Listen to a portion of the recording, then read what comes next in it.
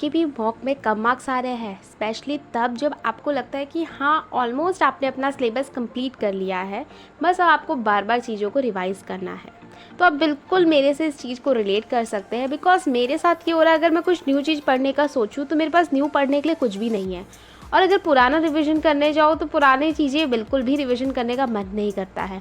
मन करता है बस सारे दिन मॉक दूँ। बट प्रॉब्लम यह है, मॉक में मार्क्स नहीं आ रहे हैं।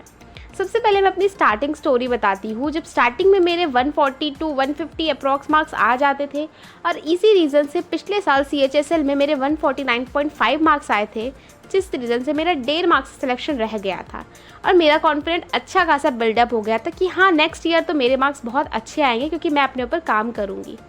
बट सम ऑफ रीज़न, थोड़ा सा इन्जॉयमेंट और थोड़ा सा कुछ पर्सनल रीज़न भी थे, मैंने उतना कुछ अच्छे से पढ़ाई पे ध्यान नहीं दिया। बहुत बार रीस्टार्ट करा, फिर दोबारा डाउनफॉल हो गया, फिर से रीस्टार्ट करा। बट एक्चुअल रीस्टार्ट कहूँगी तो मेरा मिड ऑफ जनवरी से स्टार्ट हो चुका था। तब भी मेरे मॉक में कुछ खास डाउनफॉल नहीं देखने को मिला। 135 टू 145 एवरेज मार्क्स रहते ही थे। लेकिन अभी कुछ टाइम से एक ड्रास्टिक डाउनफॉल देखने को मिला है, जिसने मुझे अंदर से पूरी तरीके से तोड़ के रख दिया है। मैं बता नहीं पा रही हूँ, मैं इतना ज़्यादा डिमोटिवेट फील कर रही हूँ। मेरे को लग रहा है इतना सब करने के बाद भी अगर मैं 115-120 मार्क्स ला रही हूँ तो मैं क्या ही करूँगी लाइफ में। मुझे आज इस स्टेज पे आके ना खुद पर डाउट होने लग गया कि क्या मैं कर सकती हूँ। मुझे समझ नहीं आ रहा है क्या हो गया है इस चीज़ को।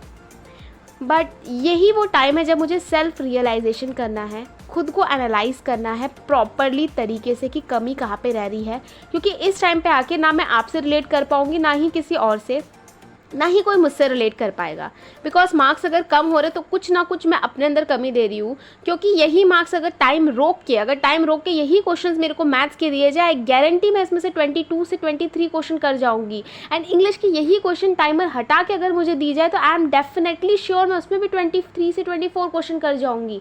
बट यहाँ पे प्रॉब्लम आ कहाँ पे रही है, टाइमिंग एंड कैलकुलेशन, जो मैंने अपने अंदर एनालाइज करा है। आई थिंक आप लोगों में से कई लोग होंगे जिनको यही रीज़न लग रहा होगा।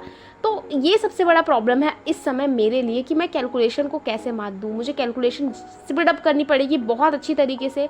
क्वेश्चन देखते ही मुझे आता रहता है वो क्वेश्चन, बट उस टाइम पे ना मेरे दिमाग में भ्रम बैठ गया कि मेरे से तो नहीं होगा। मैं क्वेश्चन करती हूँ, मैं उस पर 30 सेकेंड देती हूँ क्वेश्चन को, बट एट दी एंड ना बड़े कैलकुलेशन देखकर या फिर क्वेश्चन थोड़ा सा अटपटा लगने की वजह से मैं उसको वहीं पे छोड़ देती हूँ। और हर एक क्वेश्चन के साथ यही मैं 30 सेकेंड करके अपना काफ़ी टाइम वेस्ट कर देती हूँ, जिस रीज़न से मेरे मॉक में मार्क्स नहीं आ पाते, क्योंकि मैं सारे क्वेश्चन तो अटैम्प्ट ही नहीं कर पा रही हूँ। फ्रस्ट्रेशन की वजह से मैं सिली मिस्टेक्स कर रही हूँ, प्लस में रीजनिंग में भी मेरे मार्क्स इसी रीज़न से ख़राब होते जा रहे हैं। तो भाई देखो, ये तो बात हो गई प्रॉब्लम की, बट इसका सल्यूशन क्या है? सल्यूशन ये है कि मुझे अपने आप को समझाना पड़ेगा। ये वो टाइम है ना कि मेरे को खुद को समझाना पड़ेगा कि नहीं हो जाएगा तेरे से, तू ट्राई कर, पहली चीज़। दूसरी चीज़, आई थिंक जो चैप्टर के क्वेश्चन मैं देखते ही डर जा रही हूँ, मुझे उनको चैप्टर वाइज प्रैक्टिस करने की ज़रूरत है, सो डैट एक कॉन्फिडेंट मैं बिल्ड कर पाऊँ उसके ऊपर कि हाँ ये क्वेश्चन आएंगे तो मैं कर लूँगी।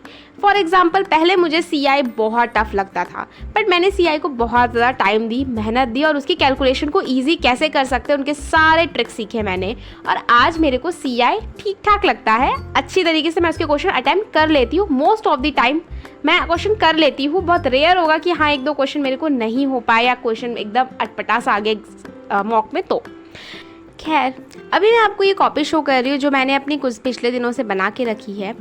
बिकॉज मैंने सोचा कि जो क्वेश्चन बार बार गलत हो रहे हैं उनको क्यों ना नोट डाउन किया जाए एंड डेली बेसिस पे इनको रिवीजन किया जाए। तो ये तो मेरी रफ कॉपी थी जिसमें मैंने अपना कैलकुलेशन किया ड्यूरिंग सेक्शनल मॉक देते हुए। एंड इसके बाद ये मेरी कॉपी है मैथ्स के नोट्स की। पहले मुझे ना ये बहुत फालतू काम लगता था कि मैथ्स के क्वेश्चन नोट करो, इसमें बहुत ज़्यादा टाइम वेस्ट होगा। बट ट्रस्ट मी, जब से मैंने करना शुरू करा और बहुत सारे यूट्यूबर्स के मैंने सजेशन भी सुने, you have to note down these question और इनको डेली बेसिस पे आपको रिवीजन करना है। एटलीस्ट एक बार आप गो थ्रू भी कर लेना तो भी आपके लिए बहुत बेनिफिट होगा। इसके अलावा मैं क्वेश्चन नंबर डाल देती हूँ जो क्वेश्चन एकदम मुझे टफ लगते हैं, क्योंकि एक ही क्वेश्चन, सिंपल क्वेश्चन बार बार करके हमको टाइम वेस्ट नहीं करना। जो एकदम ट्रिकी क्वेश्चन थे उनको मैं क्वेश्चन नंबर डाल देती हूँ। सो ये मेरी मैथ्स की नोट्स कॉपी हो चुकी है एक तरह से। इनमें वो क्वेश्चन है जिससे मुझे डर लगता है, तो इन्हीं क्वेश्चन को रोज रोज देखने से अगर इस टाइप के क्वेश्चन दोबारा एग्जाम में आएंगे तो डेफिनेट सी बात है मैं उनमें गलती नहीं करूँगी। हालांकि इसको फॉलो करते हुए ज़्यादा दिन नहीं हुए हैं, तो लेट्स सी क्या रिजल्ट आता है। खैर, आज मेरा खाना नहीं आने वाला था तो मैं बाहर आ गई रेस्टोरेंट में कुछ लेने के लिए। जब भी मैं किसी अच्छी जगह जाती हूँ ना तो मेरा मन करता है जल्दी से ये प्रिपरेशन फेज़ ख़त्म हो और मैं यहाँ पे आऊँ, बिल्कुल फ्री माइंड से, कोई टेंशन नहीं, घर जाने की जल्दी नहीं, कोई पढ़ाई की टेंशन नहीं, फ्री माइंड से I want to enjoy my life. Still ये मैंने अपनी रूममेट के लिए कुछ ले लिया, अपने लिए मैंने लिया डोसा, थोड़ा सा हेल्दी भी रहेगा एंड टेस्ट भी चेंज हो जाएगा। इसके बाद मैं आ चुकी हूँ जीके रिवाइज करने के लिए। So as you all know, GK में बहुत ज़्यादा बुरा हाल हो रखा था। जीके 2 रीज़न है। देखो जीके में क्या है ना, रिविजन बहुत ज़्यादा मांगता है। मतलब मैंने अपनी जीके को अच्छी तो नहीं कहूँगी, लेकिन हाँ ठीक ठाक कर ली थी कि एटलीस्ट मैं 20+ स्कोर कर पाऊँ। बट फिर मैंने नहीं ध्यान दिया और मैं सब कुछ फिर से मैं नीचे धीरे धीरे जाने लग गई। सब कुछ भूल नहीं जाते, बट जब आपके पास क्वेश्चन आएगा ना, आपने रिविजन नहीं कर रखा तो आप कंफ्यूज हो जाएंगे उस टाइम पे आके। तो इसीलिए फिर दोबारा से मैंने अब ये डिसाइड किया, कॉपी है मेरी, इसको ब्रह्मास्त्र कॉपी कह लो, इसको मैं डेली बेसिस पे रिवीजन कर रही हूँ एंड यही मेरा कंटिन्यू अभी जीके के लिए तो चल रहा है। इसमें सारे फैक्ट्स नोट्स प्रॉब्लम मेंशन है और एटलीस्ट ये कम से कम अभी तक जितने मैंने नोट डाउन कर लिए लेक्चर्स ले लेके, आई थिंक ये 100 पेजेस की हो चुकी है। तो डेली 100 पेजेस करना बहुत डिफिकल्ट होता जा रहा है। तो मैंने सोचा आप डेली 5-5 चैप्टर्स का स्लॉट करके करेंगे। खैर देखा जाएगा, उसमें आपके आगे आने वाली वीडियोज़ में आपको अपडेट्स मिल जाएंगे। तो चैनल को ज़रूर सब्सक्राइब कर दीजिएगा। और आज के लिए इतना ही रखते हैं, मिलते हैं किसी और वीडियो में, तब तक के लिए बाय बाय।